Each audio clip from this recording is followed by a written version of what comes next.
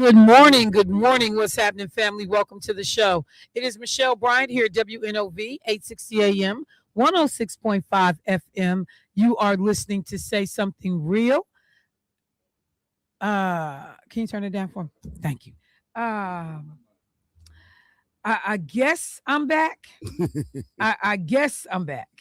But it is still a lot trying to recover from everything that has gone on in the last couple of days. It has been interesting watching the nation dissect the gubernatorial primary here in Wisconsin, listening to the different commentators' take on what they believe happened here. I'm going to talk a little bit about that this morning, look at some of the other races that went on Tuesday in the nation. But let me say good morning, first of all, to the brothers in the building. Right out.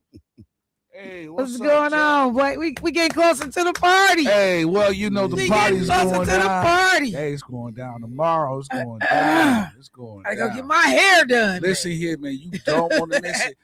Listen, if you want to come, it's $25 at the door. Come on down. It's gonna be a movie, man. Do you accept canned goods? I accept. I can go to the ATM. Can I do a donation to charity on your behalf? That's right. Do you accept canned goods? Donate that $25. I like that fundraising component too. Bring two canned goods. Bring two canned goods and you can get in for $10. Two canned goods. I tell you what. I'll do you one even better. What? You bring two canned goods, you can get in for $25. I was at one better. I'm actually out more with your one better. Yes, that's why you should have stayed in MPS. Yeah, well, Shell, it's gonna be a party, it's gonna be a movie, it's gonna be a nice evening. I put on your hard bottoms and slacks. Hard bottoms. Yeah, man. Hard bottom. You understand me? Put on your hard bottom slacks and a button up. Hey, Byron ready already. He brought in four pair of shoes. Yeah. 4 pair of shoes. You can't wear but one. What you mean? Hey, he gonna be changing. He gonna be changing like Aretha. he got his just coming into the dough party shoes. Yeah, he got the turn up shoes, the 9 o'clock shoes, the turn up shoes, 10 o'clock when he slide across the floor. Then you got the shoes at the end of the night when your feet hurt. No. So Patti LaBelle do that on her performances. She had 3 pair of shoes. Mm-hmm. The pair of shoes she come out in, which usually is a nice little heel, about 2.5 to 3 inches. Yeah. Midway through, she dropped down to that 2. Yeah. And next thing you know, she got them flats on. Well, So I didn't know men did the same thing. Well, our feet hurt too, though. After a whole night of dancing and grooving, your feet hurt. Really? Yeah. Shannon, why do you dance like George Jefferson? Hey, listen. Why do your hands go straight behind you? It's just something about the groove. Man. You dance like George Jefferson. Here, I got the moves like Mick Jagger. And you know what? None of this sounds appealing. I'm trying to get mentally in the headspace for the party. And you dancing like Mick Jagger is not getting me there. All right, well, let me tell you this. What? You can eat all the meat you want, but it ain't a sandwich without bread. I swear to God, I want to curse right now. Don't know what the hell they got to do with what we're talking about. I just am trying to institute a new rule: no cursing before 8 o'clock. But I really want to curse right now. Let me just leave you. Hey, Clark Kent. Man, anybody but this. Look, anybody but this fool. She said what? So, Clark, I'm assuming that your morning banter is a little bit more, regular. I'm still rational. Oh, you still sleep. So you don't have no morning banter. He was too busy because he was too busy coordinating his outfit last night. Clark be killing me. I mean, he be colored down from head to toe. Clark's like, oh, green shirt today. That's gonna need that green. Can't go bust to the side. I know you coordinated down to the socks, Clark. I know you are. Wait, really down to the shoes. green Nikes on? You got you got the green with the blue swoosh. Listen, Get it, Clark. I just hope Debo don't wear that loud suit. He gonna come into the party loud like, hey! So why is your suit yelling at everybody, man? You know what? He should have whooped Carvey. No, that would be funny. He should have. In the world, He should have whooped Carvey Oh, man. after that because that lives in infamy. I swear. And you never ever thought about loud clothing Dude. in the sense of actual sound. Oh, man. You know, colors. Yeah, that was a loud suit dog had on. But like, he should have killed Carvey I'm after talking that. about His suit was yelling. He should have he should have tapped Carvey for that one. That was it. Hey, Was, man, I thought his suit had mics on it or something. you see, and you just gonna keep it going. You're gonna keep it going. In the sound system. Grow up, Jermaine. Grow up, Jermaine. They said Jamie. What They Vivian said King call him? They said good morning, Michelle, Jamie, and Superman. Vivian King. Look, so Martha Love called him Streetcar. And Vivian King renamed him Jamie. Well, that could be his middle name since he ain't got one. Jermaine Jamie Ride Out. JJR, baby. You better believe it, Jack. All right, y'all. So much to talk about this morning. Let me just say, first of all, we had been hearing that there was going to be a unity event, a unity breakfast. Folks were going to sit down and break bread after the primary election ended. It was something that was coordinated ahead of time. It looks like to be able to quickly galvanize support behind whoever emerged from the primary as the nominee. And, you know, we don't want to leave a whole lot of time in between consolidating support, bringing everybody's camp to the table. And so there is a really cool photo that was dropped on yesterday. And it is all of the candidates, Kelda Royce, Joel Brennan, Francesca Hong. Oh, wait. Oh, well, I guess all of the candidates that were still left in the race. Kelda Royce, Joel Brennan, Francesca Hong, David Crawley. And then there are other folks in the photo who had run for statewide office and were on the ballot as well. Attorney General Josh Call, Sarah Godlewski. I can't see who this is sitting behind Tammy Baldwin. This looks like Mark Pocan, Congressman Mark Pocan, U.S. Senator Tammy Baldwin. And I don't know who this is down on the end. I don't know who she is. And I can't see who is sitting behind Baldwin. Oh, that might be Devin Remiker. That kind of looked like his hair at the top. The chair of the Democratic Party. But and then DC, if I didn't mention him, at the table. And so it is a good look. Everybody is laughing and smiling, cups are raised, and folks said in their concession speeches, Brennan and Kelda right out the gate, we will get behind whoever the nominee is, or we will get behind the nominee, and we will work as hard as we can for him to keep Tom Tiffany from ascending to the governor's office. When Francesca made her statement, it was before the results had come in, but it had a very conciliatory tone. No matter what the outcome is, we are going to continue to fight for one another. I think her speech goes down for me as one of the better ones. Just in general, I've heard about how to stay focused and how to quickly rebound after, a lot of nastiness and divisiveness. Oh, that's Diane Hasselbein. Thank you. I had no clue who that was.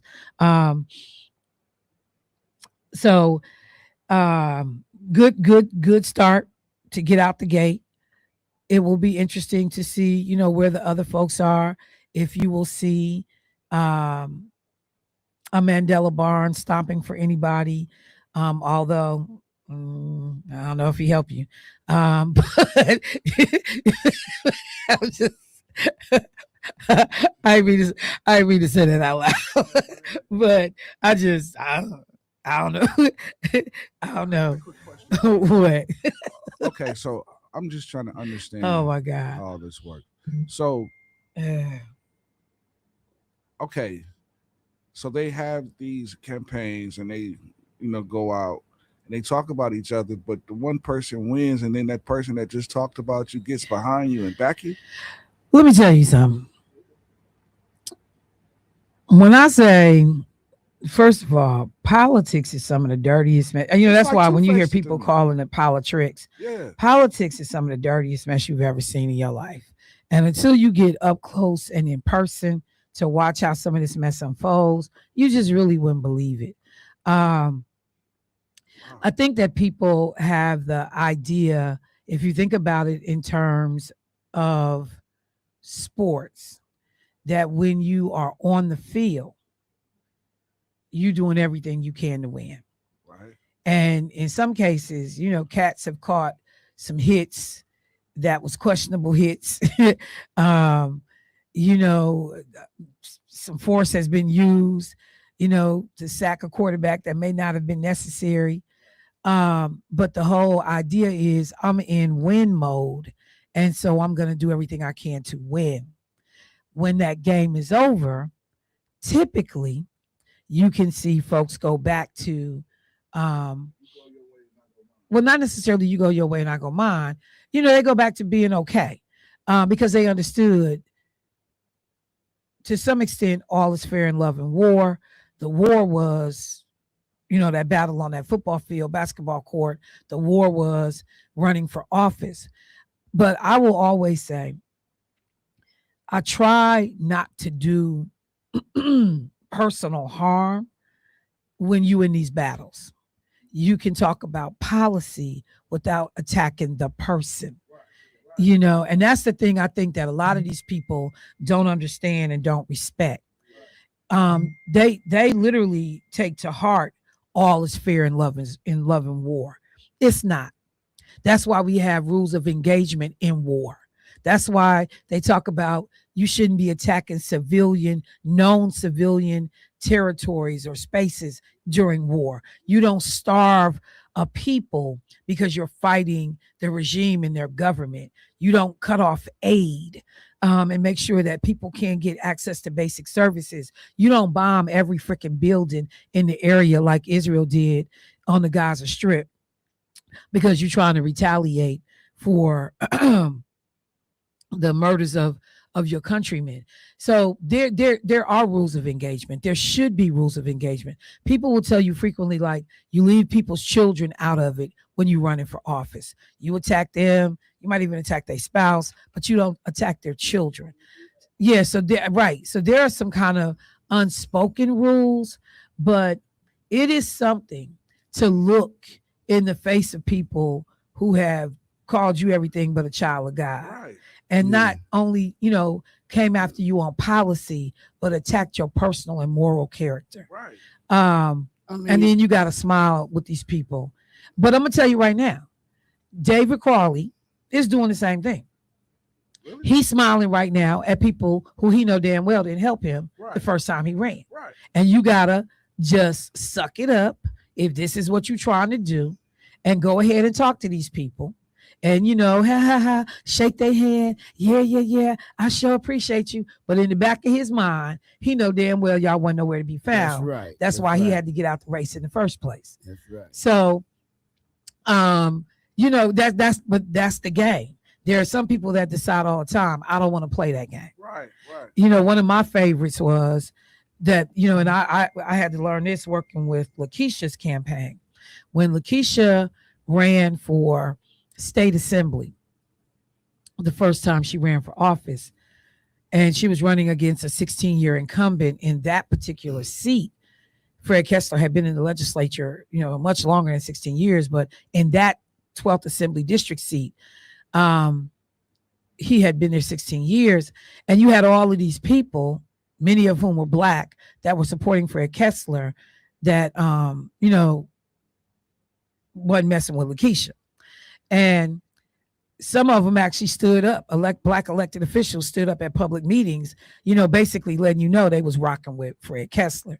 And so it was kind of funny to watch that. And then later you got to go back and look at them people like, that seat was created for black representation.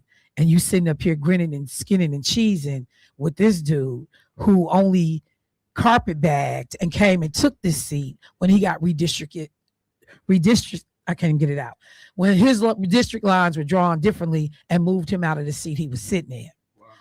So the other part of that is that then all of those incumbents that are in office while Fred Kessler is in office, they actively help to campaign for him, and people go after you and they attack you. But then as soon as Lakeisha got elected and you walk into the building, you getting an invoice from the Democratic caucus in the legislature talking about you owe us X thousands of dollars as like your little dues or whatever for the caucus, for the general work that's done on behalf or of the Democrats in the assembly. And Lakeisha looking at this bill like, what the hell is this? Well, this is what everybody pay. All y'all just got done working against me. This is my first term walking through the door. Now y'all had the nerve to send me a damn invoice. And I talked to her. I was like, don't pay that. Don't pay that. And she was like, I'm not paying that. Catch me on my second term.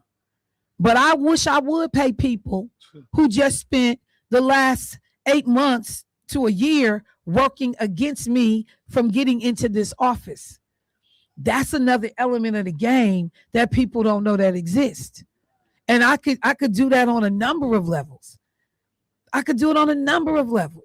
So, people talk about politics ain't for the faint of heart.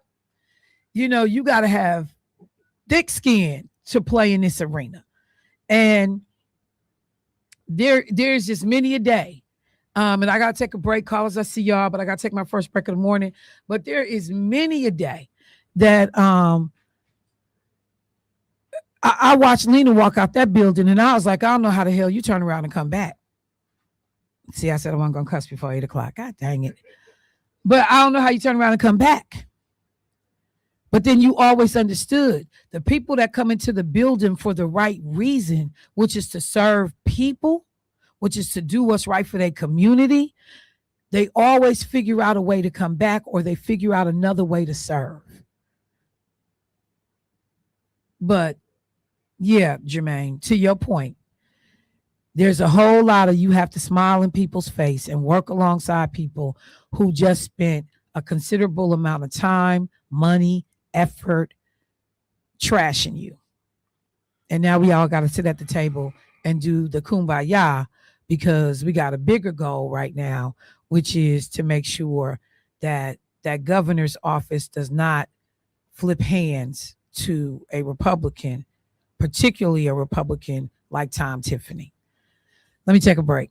Michelle Bryant, WNOV, 860 AM, 106.5 FM. I'll be right back.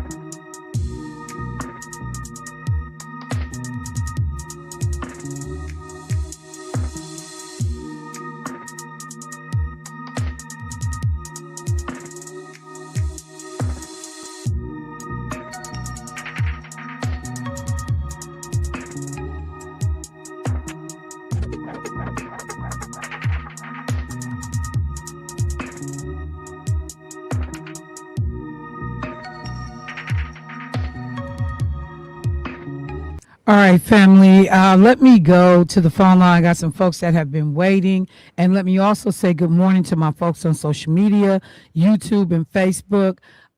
What's happening, family? I will take a look at some of these comments, see what y'all chiming in and saying. Let me catch the phone line first. Hey, caller, what's happening? Good morning, Michelle. How are you? I'm good. How are you this morning? I wanted to call in and say congratulations, Mr. David Crawley. My heart is full. I was watching the national news last night and felt like a big cousin. Do you think that Francesca Hong will run for Senate to beat Senator Ron Johnson now? Oh, for U.S. Senate. That's a good question. Because you said that she couldn't take Roy's position or something like that. There was a conflict. Well, I'm just saying, yeah, Kelda Royce is her senator. She is the senator for the district that her assembly seat is in. So she'd have to run against Kelda.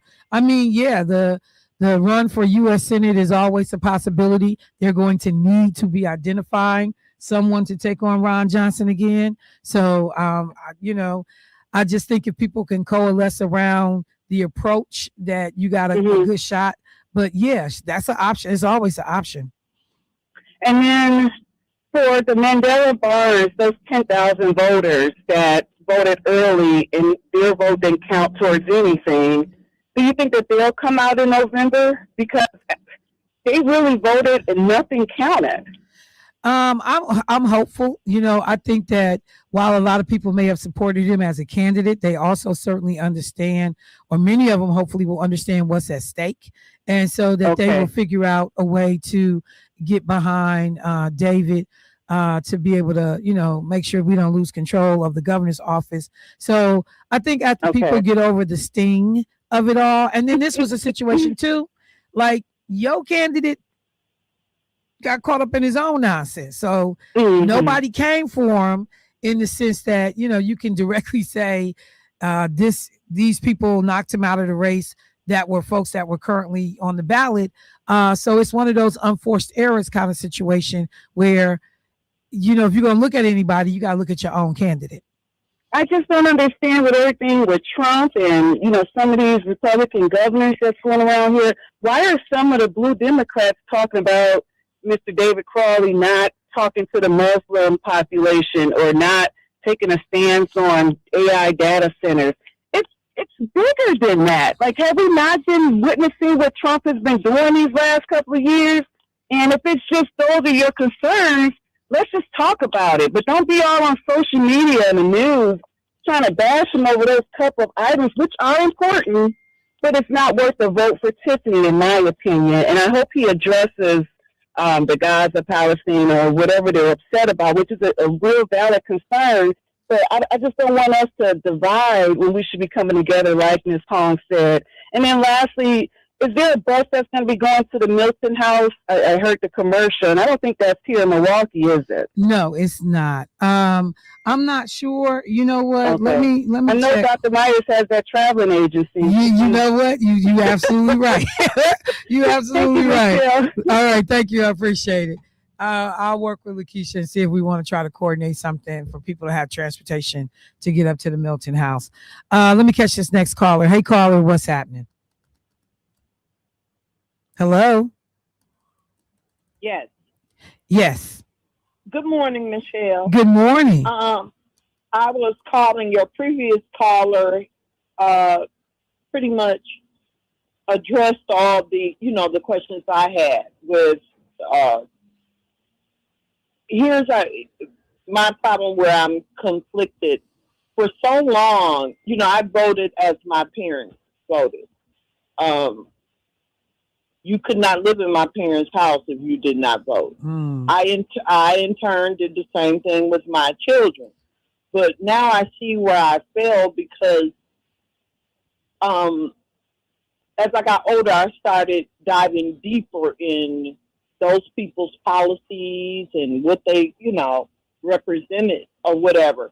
I'm asking the question, how do we get young people without telling them, because like Tuesday, both my sons, they're 39 and 25.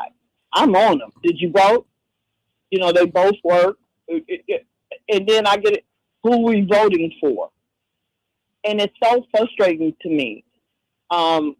But I didn't have that attitude also when I was there, Right. My youngest. I did what my parents told me to do. And when you I was so conflicted, but this morning your first message was the love and war thing about politics. And it's not. It's not personal. How do we keep that as a Democratic Party to keep that out of in the real issues? That's what I'm not so sure about. How can I go and tell young people, you need to vote, go vote, blah, blah, blah, when they don't, they're just living. Well, let me try to speak to some of it. Thank you for the questions. They are very poignant. We are wrestling with them. You're not the only one that are raising these issues and these concerns. I think one of the questions you kind of answered a little bit yourself, in terms of what I would add by way of feedback. So thank you. I will say this on that first piece about getting younger people engaged. I think for most people, and just for the last caller, Lakeisha was listening. She said she is on it, trying to figure out if we can do a bus trip to Milton House so that folks don't have to worry about driving up, and we can go and support that program. So for younger people, it's an interesting kind of situation, because first and foremost, you will hear most movements have been propelled by younger people. Now, older people may be the ones that have mapped out strategy or talked about, what we need to do or raised the issue. Young people are the ones that typically did the marching, put their bodies on the lines, the freedom riders, the sit-ins and the protests on college campuses. So first, we always got to remember that even though it doesn't seem like it, young people have always been a part. Right here in Milwaukee, when you talk about the Commandos and the youth unit that marched with Groppy and Val Phillips for fair housing. So let's not ever lose sight that young people have always been a part of what we do politically. When you think about Black Lives Matter, those are young people that helped to spear a lot of the work in what was going on. In fact, we were on Martha's Vineyard with one of the young brothers that's real active in Black Lives Matter. Keisha was walking past him like, that's a dude from Black Lives Matter. And, we like both turned around and then ended up at the same event with Angela Davis. So they're out there. That's number one. Finding though the things that speak to what's important to them, because that's why most people vote. They're that voting because our folks died for it, because we have a responsibility, the historical implications. That's not always the reason that's going to drive a lot of people to the polls. People got to be able to connect it to me, to my household, to what does all of this. When somebody said I voted because I got a stimulus check, they were able to connect something directly coming into their household. And so when we are able to talk about politics in a way that we make it very, very relatable and understandable, and help people understand how you're impacted, it lands differently. That's a real easy, simplistic. It can be way deeper, but I'm just going to say that for the sake of time. The other thing that I would say real quickly to that second part, how do we keep the personal out of this? People got to make a choice and a decision. But see, people do what works. Garbage sells. Being mean sells. Do you think anybody would watch Atlanta Housewives if they wasn't cussing each other out and fighting and being all ignorant and ghetto and belligerent, and people could sit back and laugh and be entertained and crack up? I would have, what do we say all the time? Put out something meaningful, documentary about some issue. You can't barely get nobody to attend. Put out some foolishness and people are attracted to it. Campaigns are the same way. Find the negatives. People were willing to go after Francesca Hong about canceling Thanksgiving, but you didn't go and fight as hard about the conversation about raising the minimum wage and expanding health care and getting daycare for people. People love getting mired down in the silly, simple stuff. And so I got to go to break, but these are choices. I behave and act in a way that I can always go back to somebody. Those are choices I make. I could be dirty. I could go for the jugular. I could dig up all the personal dirt I can on you and try to destroy you. I wouldn't want nobody to do it to me. I wouldn't want nobody to put my family through that. And see, this is the part where I get conflicted and I have my owl moments, because it's a whole bunch of folks that run around here talking about they love the Lord, but they be on BS. And they do hurtful, mean things in the course of trying to win. And be the first one sitting there behind in church on Sunday, singing the next hymn and amen into the preacher, but get out here in the streets and behave very, very differently. These are choices, but people do what works. Donald Trump went low and dirty because he saw that people responded to that. We talk out both sides of our neck. I gotta take a break. I'll be right back.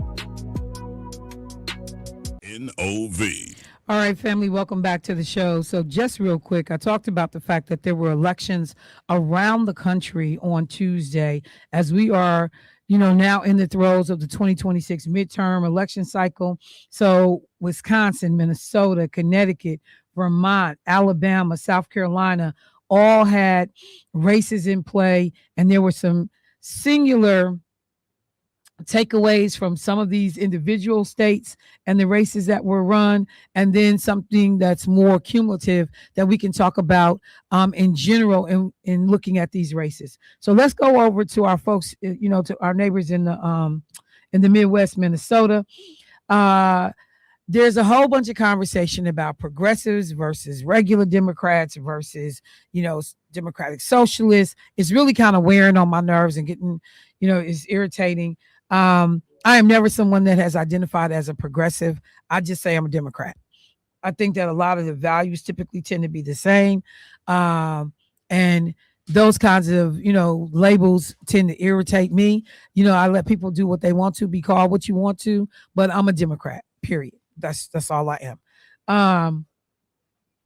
But Lieutenant Governor Peggy Flanagan won the Democratic nomination for the U.S. Senate, and she defeated a Democrat, Representative Angie Craig. Flanagan's victory, people thought was significant because it demonstrated that, here's a label, progressive candidates can still win Democratic primaries when they build a strong coalition and define the race around issues that motivate the base. Because that was one of the things that people keep trying to frame the election in Wisconsin about, is that progressives against the establishment, the Democratic Socialists against the establishment. And I was listening to a couple of talkers on CNN and just got real irritated because one of the things that they said is, Francesca Hong's message didn't resonate with Black voters in Milwaukee, urban voters, blah, blah, blah. And I'm like, you failed to understand the dynamics in that you're talking about. It wasn't just about her message. She was up against a hometown son. She was up against a well-known hometown son. There were Black people that voted for Francesca Hong, but the playing field is different because this was David's territory. And that's why, like, when you go back and you look at Mandela's race, and Tony Evers outperformed him in the city of Milwaukee with Black folks.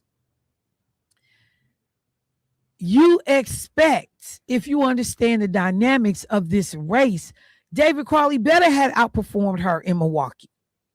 Because if he hadn't outperformed her in Milwaukee, he wouldn't have won this race. He would have had a real problem. So this whole pitting progressives against Democrats and who emerges, as a stronger entity, like on some level, people need to stop this, because these are, in my mind, some of it is manufactured conflict.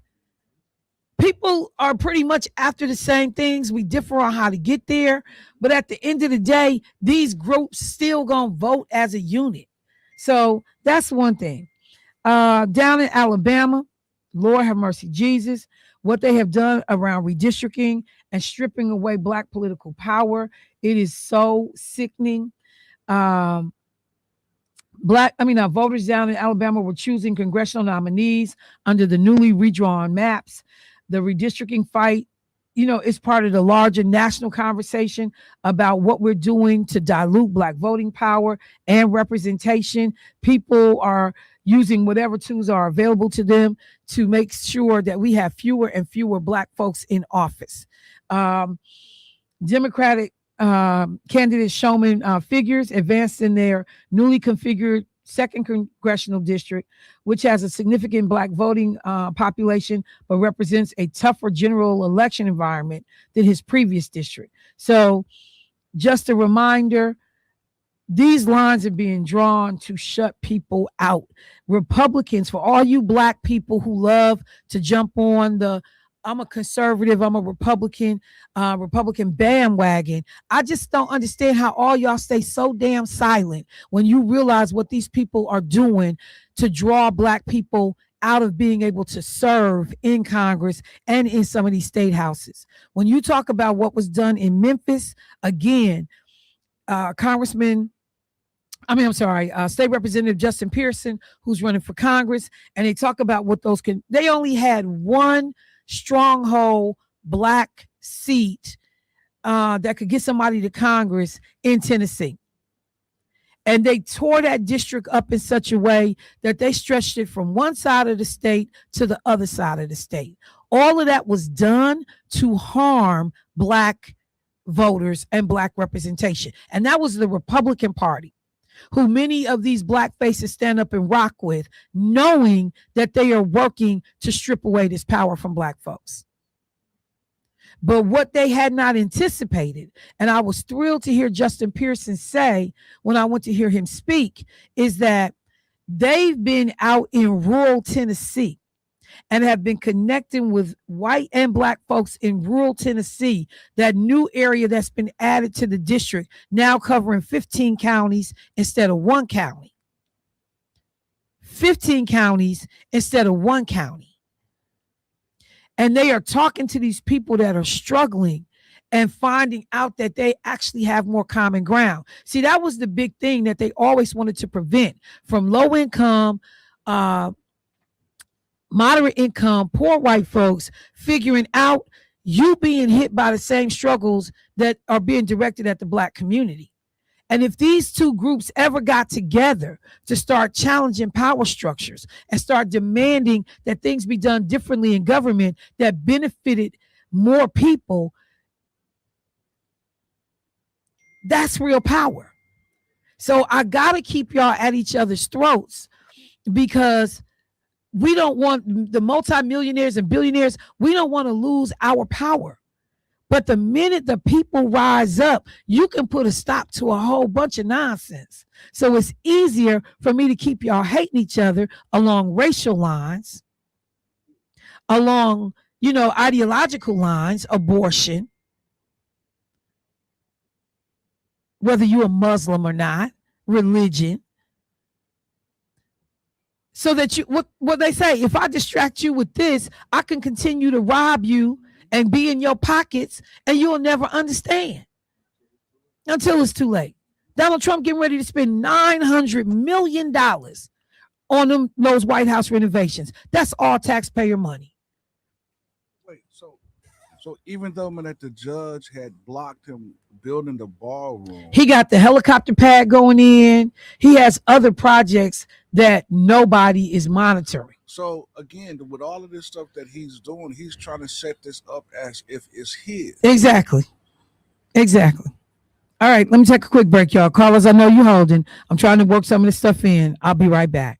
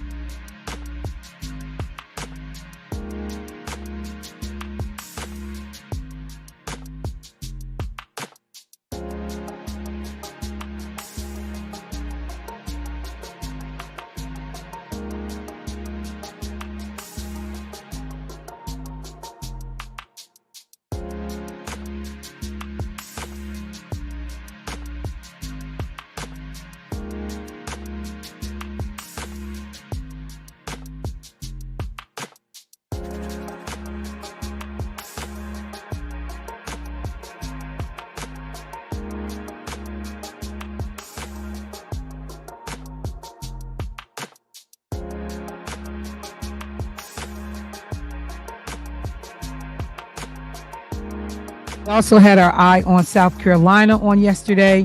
We know that the effort to replace Lindsey Graham in the Republican primary, it went to a runoff. They actually are going to have a runoff on August 25th. Darlene Graham, Lindsey's sister, who was endorsed by Donald Trump, and a Republican by the name of Ralph Norman are the two that advanced. Takeaways from that race: Donald Trump's endorsement put her over the top in terms of getting her in the runoff. But as you can see, Republicans still challenged. And so people are beginning to kind of think about a little bit if Donald Trump's endorsements, if he still has the stronghold over every Republican, it seems like, in the nation, and whether or not those things are going to continue. So we will keep our eye on a lot of these races. The other thing that is also going on in the background is this generational kind of change. You're beginning to see more and more younger folks step up to run for office, talking about how long some of these people are staying in office. You start talking about 20-year incumbents, 30-year incumbents, people that's 75, 80, years old. And folks are starting to say, when is enough enough? How long should you be able to sit there? People are talking about term limits in different places. So just so you know, these are some of the things that are happening around us. Let me catch the phone line real quick. Hey, caller, what's happening? Do that storage room and bring Hello? water around. Hello? Around. Try the next caller. Hey, caller, what's happening? Good morning, Michelle. This is Rick from Germany. Hey, Rick, what's going on, man? I just want to say that you being a Democrat, that just declares that you believe in the power and the right to vote. But you got to get past the right to vote and get to the issues. We very rarely get to the issues as black voters, as white voters, as all the colors in between, and all the constituencies in between. The wealthy put Trump in office so that he would take the blows and get the attention. But the system is rigged and corrupt. You need to bring the Constitution at the federal level into the 20th and the 21st century. And it's hard to do that, trying to get people to vote for individuals one by one across the country. We need a mass rush of individuals into the Congress to change the Congress. And I don't think that's going to happen in the next 20 years. I'm sad to say it, but I believe in the power of the vote, but I don't think the system is going to change over the next 20 years. I'm done, sister. All right. Thank you, bro. I appreciate the call. Let me do this for a second. I'm going to switch gears because I got an interview happening around the 8:30 hour. So I don't have a ton of time left this morning. Let me highlight the Carolyn Leavitt resignation from the White House. She just got back from maternity leave.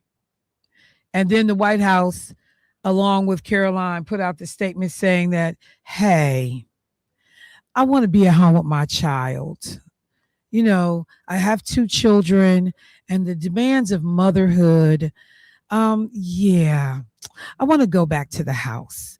And they say, but she's going to be a special advisor to the president.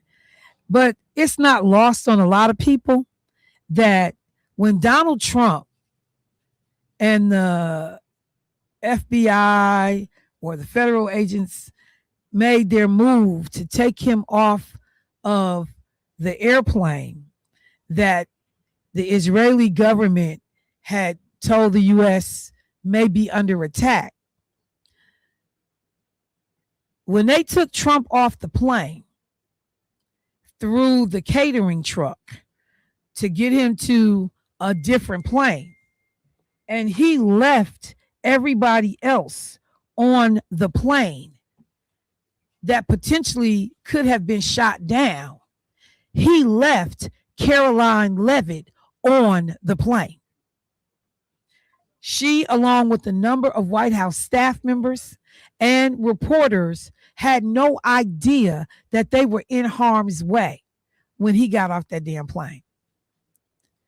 He left his girl on the plane. And so I don't care what the press release says and what the public facing front of this whole thing is, but just think about you, because people get to feeling pretty self-important. She's the youngest press reporter we've ever had, White House press reporter we've ever had. Donald Trump, I'm sure had you thinking you were special and above the fray, and you found out you ain't mean nothing to him. He ain't say nobody but himself. You ain't mean nothing to him. So I'm sure you have to go home and reconcile with the fact that you potentially were put in harm's way, and the United States military and everybody involved made the decision that your life was expendable while you are sitting here carrying water for this crazy man every day. Yeah, baby. That was a hard pill to swallow. So I want to be clear. Caroline Levitt, you ain't fooling nobody. That had to hit a certain kind of way when you understand that you were on that flight and that man got off that plane, and here you are thinking you the apple of his eye, you are pretty and cute, and you know how Trump feels about little young blonde girls, and you're special. You weren't special at all. He was going to let you get killed.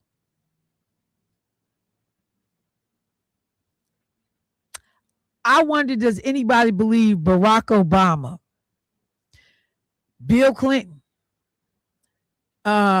George Bush even would have behaved, Daddy Bush and Young Bush would have behaved in this way, that there was not a whole lot of thought about the people that were left on the decoy plane? So let's just make sure we clear on that. Let me go to the phone line. Hey, caller, what's happening? Hello? Morning. Hey, Michelle. Hi. Hey, how are you? I'm good. Mr. McNulty. I met you actually for the first time at the concert, me and my daughter. Yes, I remember. Okay, you doing good. I just left Alabama. You were speaking about that shortly ago.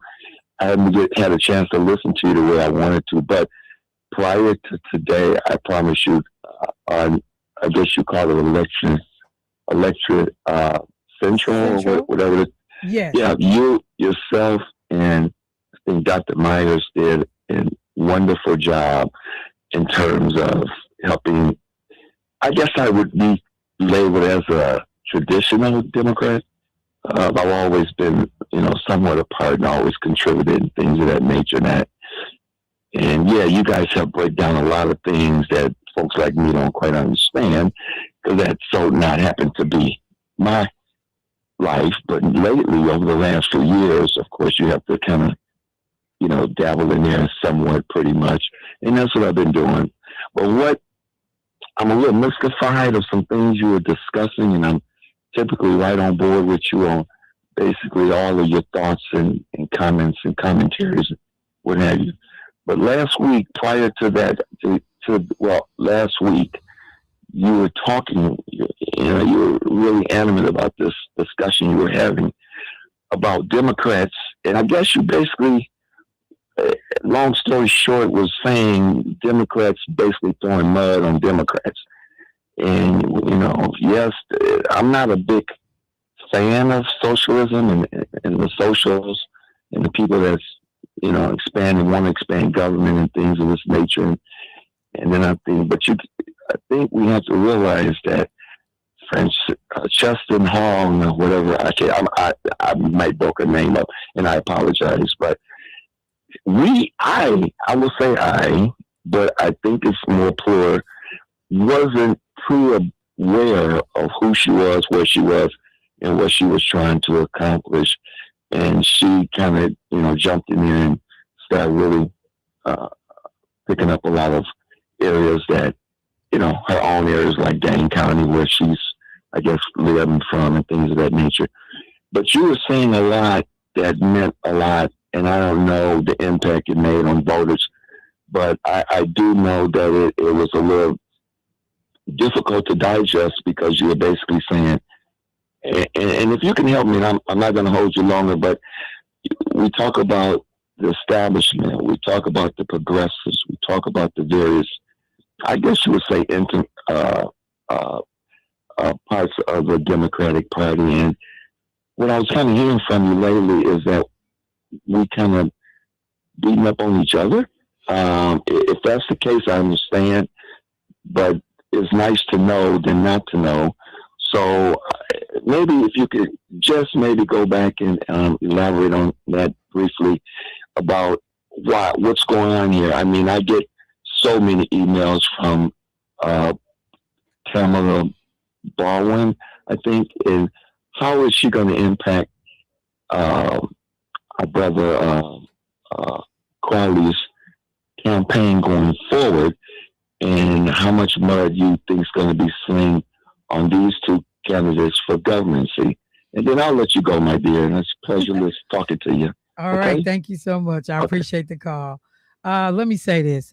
When I talk about, the things that frustrate me within my own party, it is that you can have these debates, you can discuss the issues, you can make differences between you and your opponents without trying to literally destroy these opponents in a way that it makes it hard for them to have a political life afterwards, because the attacks become so personal.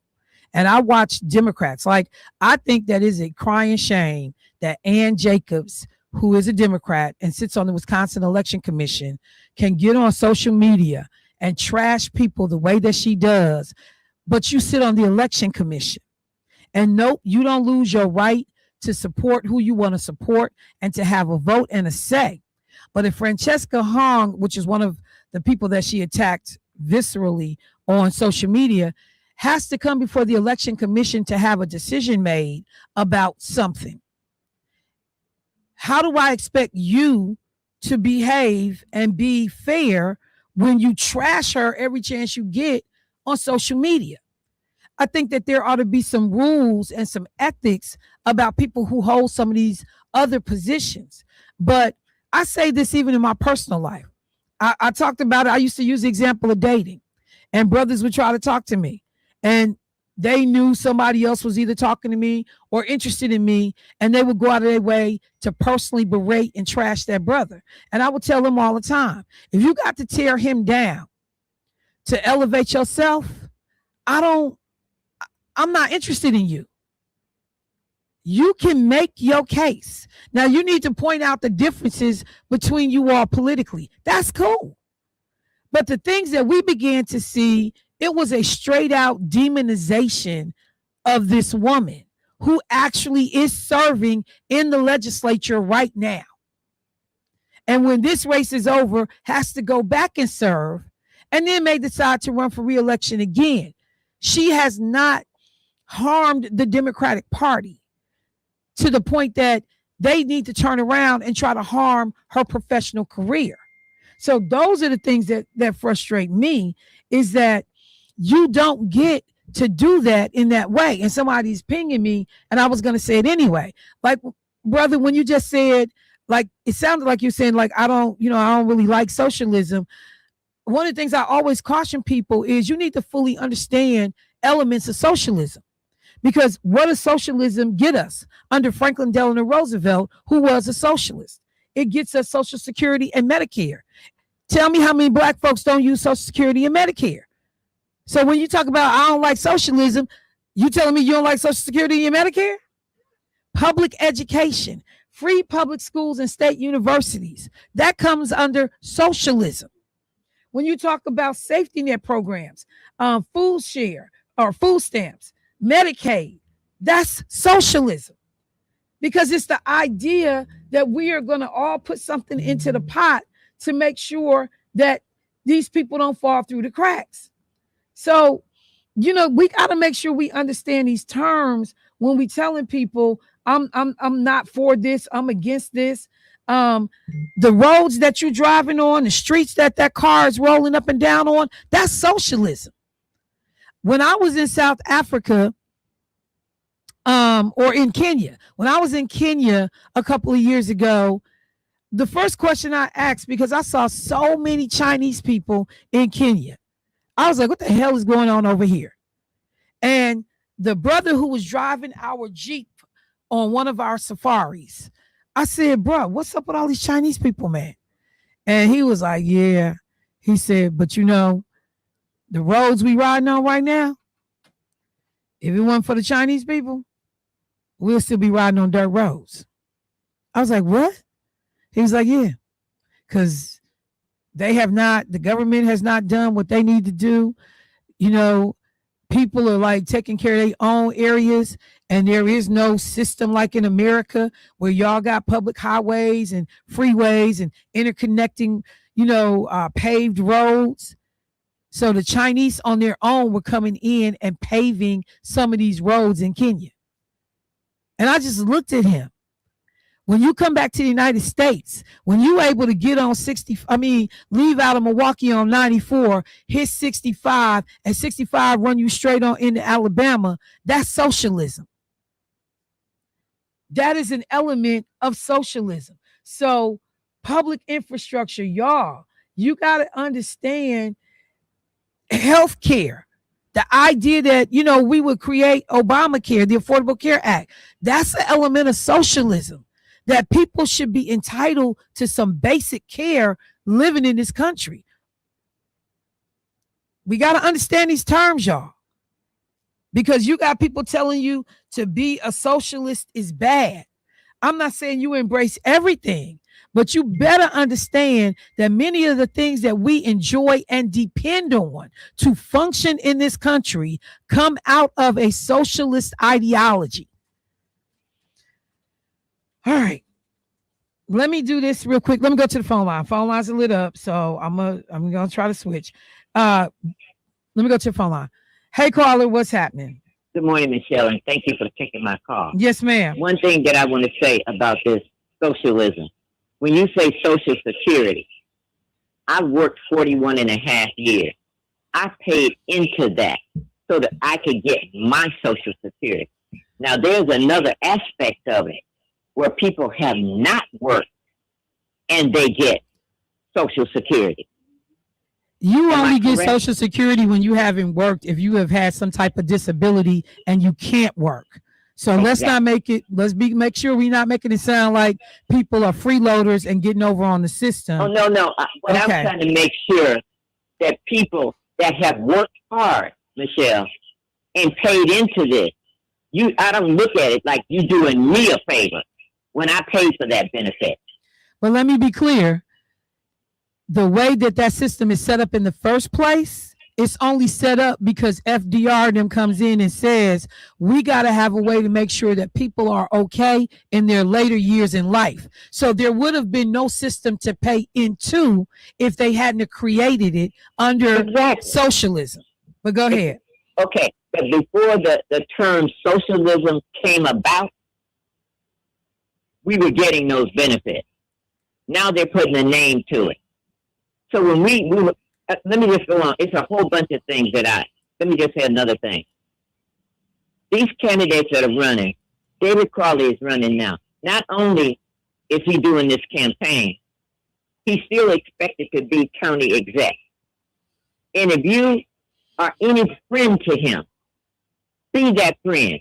Don't put no demands on his time and make him try to show up for you. And his calendar is full. Because you'll have a special place that other people won't have. You know what I'm saying? And these people that didn't vote for him and smiling in his face, he knows who they are, and God knows who they are. He has to stay focused on one thing, and that's beating this Republican guy. And if anybody got any ought with him, trim it down to just that. Getting rid of as many Republicans in office as we can. And I don't think it's going to take us 20 years, because every time an election come up, we should be grooming somebody to get in place. Let's stop being small-minded and all this other crap. And you know, hurt feelings, don't get into politics like it's been stated. If you got thin skin and if you don't have no balls, get out of the game, because we don't need you. It's too critical. Have a great day. All right. Thank you so much. I just want to make one point. The term socialism, we can go back to the 1820s and the 1830s and find when it first appeared in print in November of 1827 in this magazine called The Cooperative, published by followers of Robert Owen. In French, the word socialisme, said that all wrong, was popularized and claimed by the followers of Claude Henry de Saint-Simon around 1832. So I just want to be clear. Socialism is not a new term. That term goes way back, way back. Let me see. I got the history teacher texting me. Wait, what did she say? No. Prior to FDR and socialism in the United States, there was no personal safety net for domestic workers, housewives, the elderly. People were working until they basically died. Socialism existed since the 1700s in Europe. Many of the ideologies of socialism have been adopted and adapted over time. However, in the U.S., not until the Great Depression, there was no widespread plan to add the environment, educate students, or do many of the things that we have today. So we got to make sure that we understand when socialism, you know, when these things come into play. But I trace it back to 1827. Dr. Meyer says you can go to Europe and go back to the 1700s. The term is actually used, we first find in the 1800s. In practice and in theory, we can go back to the 1700s. Let me go to the phone line. Hey, caller, what's happening? Hey, Michelle, this is John. How you doing? Good, John. How are you today? Pretty good. Your last statement that it's pretty much in the early 1800s, from my understanding, is correct. And before that, they didn't use the word socialism or socialist. It was just social. So here's the issue that I think we need to clarify. If you ever have time to listen, they actually have them online, so you don't have to read it, and you could do whatever you're doing, washing dishes or driving or whatever. Ludwig von Mises, M-I-S-E-S, wrote a book called Socialism, an Economic and Sociological Analysis of Socialism. For short, it's just not just say the name of the book again, John. Socialism, like apostrophe after that. Socialism, an Economic and Sociological Analysis. Okay. So what he does is he breaks it down and defines what is ownership, what is a society, what is before Johnson used the term Great Society, what is the original Great Society concept, what is the fundamental social bond. He's trying to define the difference between social life and sociality and socialism. At the time he wrote was in the early 1900s approximately. He wrote a book on theory of money and credit, which was an actual textbook used in Austria. He's from Austria. He's passed like 1973 or so. So I think a lot of people would say he's the Einstein of economics and social science. Now, he basically says, in my words, I'm going to sum it up, socialism is antisocial. Socialism is not a social safety net. Socialism destroys capital, consumes capital. It does not produce anything. So saying that the roads are socialist or that a social safety net is socialist is to extend the word itself, just because they both use the word social, and saying because government is involved, that means it's socialist, where the Constitution does say that the federal government is responsible for uniform standard weights and measures, uniform highway, international highway, postal service, but they would not call it socialist or a form of socialism because it's based on a capitalist system, but nobody used either word. They didn't use the word socialism or capitalism. And Adam Smith's book, Wealth of Nations, was published 4 months before the Declaration. And he uses his term, the system of natural liberty. He doesn't use the word capitalism. It was invented by socialists to make everybody look like a bunch of Scrooges. So the key that this Mises guy, M-I-S-E-S, Ludwig von Mises, points out is that the fundamental social bond is anytime two people divide up labor. That's the social bond, a marriage, a friendship, a microeconomy. Like when you and I were talking about the kids you're getting an economic program for the kids so they can grow. That's capital. And without that capital, there's no multiplier effect. And if somebody like the Democrat Socialists say capitalism is irredeemable, like AOC, when I asked you, do you guys expect the Republicans to carry the ball and have to fight with the AOCs and the Bernie Sanders and worse than that, Mamdani, that whole crowd is saying no capitalism, period. So there is a difference between the moderate, which I would call the class war, static war Democrats, who the media is called establishment, and this goes way beyond John Kennedy and Lyndon Johnson, who cut taxes to through dynamic touring. It grows the tax base. Like if you kill all your cows, you won't have any cows to harvest. John, I'm gonna have to limit the comment. I gotta go to break, and I got a guest joining me in the next couple of minutes. So I'd love to pick this up on Monday. Thank you so much for the call, and I definitely will follow up on the book that you recommended. Let me go to a break, y'all. Michelle Bryant, WNOV, 860 AM, 106.5 FM. I'll be right back.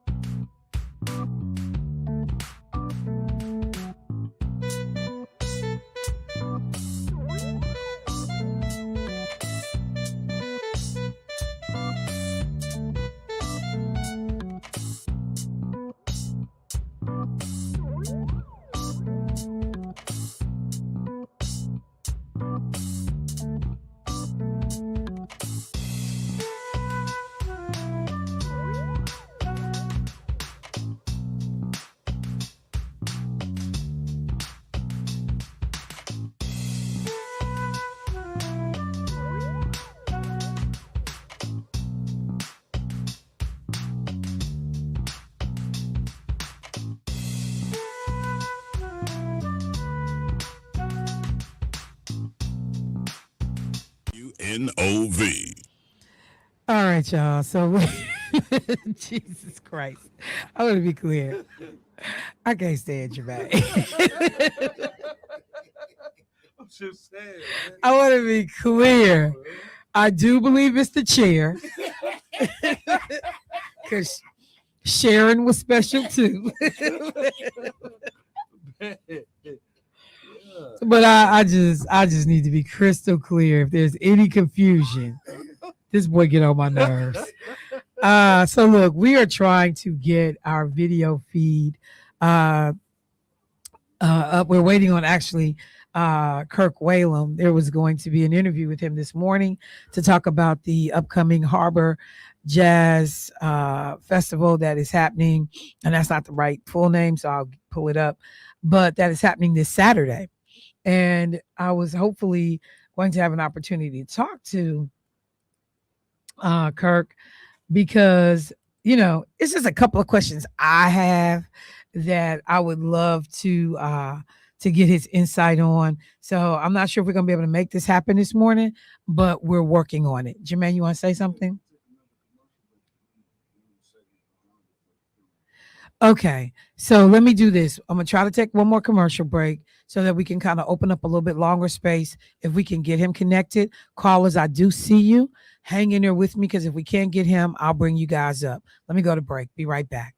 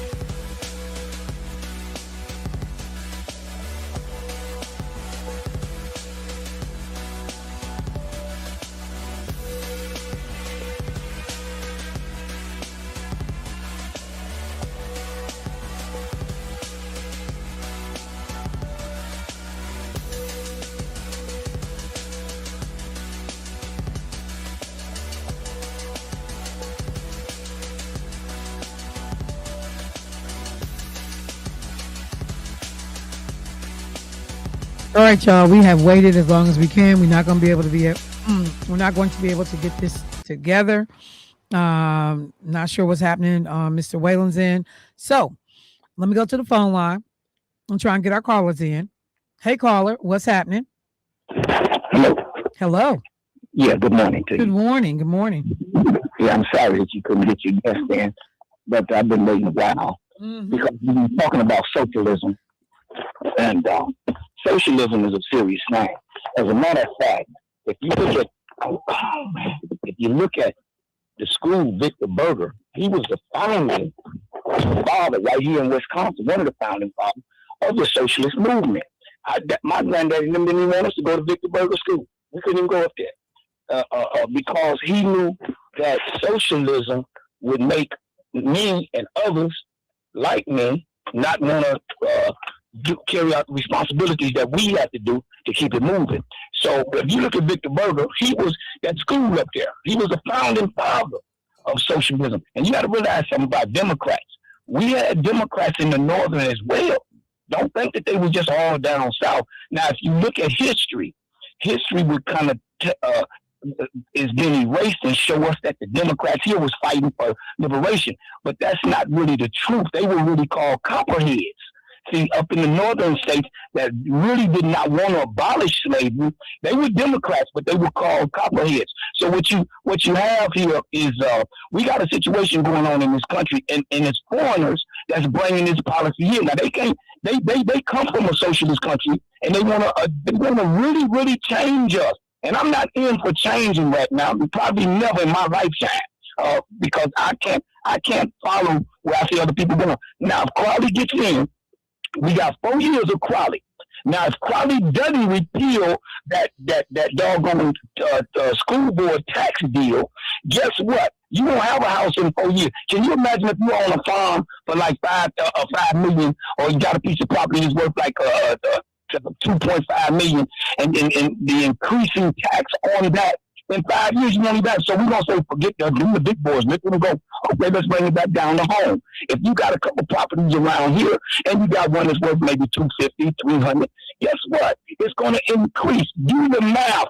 You walk away with nothing, and in 20 years, 10 years, we be saying, we used to have all of that down there. They used to be out. But hold on, I don't know them people. I'm not willing to trade what my people done left me and what I'm trying to be somebody else for some people that I don't even know, some strangers. And the thing is, what appalls me most is when I hear young people talking stuff, and they don't know nothing. A lot of times I don't even butt in because let them exercise. You know, I'm not even going to spot them. If you spot them, it takes away the courage. And anyway, what bothers me most is when I hear old people say things.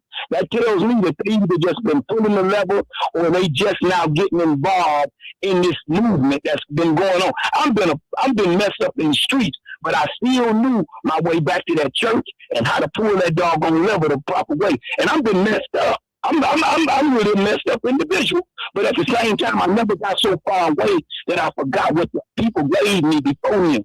Yeah, so I just thought I would jump in and talk about that. And guess what? Your socialism party is just one of them things, man. And somebody might say, well, that's all we got parks. Guess what? My granddaddy had to doggone liberate most of your parks.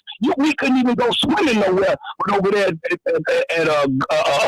what's that park over Mountain Park? You couldn't get in no Lincoln Park. You couldn't even go to the old auditoriums to swim. That was all social, but we wasn't included. We wasn't welcome to the joint, right? Okay, so I just thought I would throw that in for people that just catching on to it. And I ain't just Googled this mess. This is something that's in my hard drive, man. It's in my data since a while back, right? So it ain't something I just go Google up. And you people that's Googling, you need to quit Googling, start reading and studying. You'll retain that knowledge, because when you Google it, the knowledge disappears like that in a matter of, unless it's something you really want to hold on to, you might remember it. But other than that, it's just not retainable. And with that, I'm going to get on out of here. See you later. All right. Thank you, bro. Appreciate the call. And just so we clear, Victor Berger was a founder of Socialism in America. He was not a founding member of socialism, prior to it coming to America in the earliest iterations of it. He was a founding member of the socialist movement in America. Okay. I got to get out of here. Thursday is my early day. And got to make way for funeral announcements and get out of the way for Keith's show. So, family, have a great weekend. It was a long week. A lot of people emotionally tied up into these races and what was going on. Y'all, take an opportunity and go just enjoy yourself this weekend. Breathe, rejuvenate. Come by Jermaine's spot. Where's the party going to be? It's going to be at OG's and Brown Deer. OG's, Brown Deer's, Mr. B's parking lot, all in that area. $25 at the door. Come. I'm telling you, it's going to be nice. Put on something nice and come on out and party with your boy. Yeah, man, get your grown man. Get your grown man. You know what? Yeah, get your grown If man. y'all ain't accepting canned goods, I'm not coming. I am accepting canned goods. In lieu of $25. That's it. Bring your canned goods. I'll take that. All right, y'all. I'll talk to y'all next week. Peace.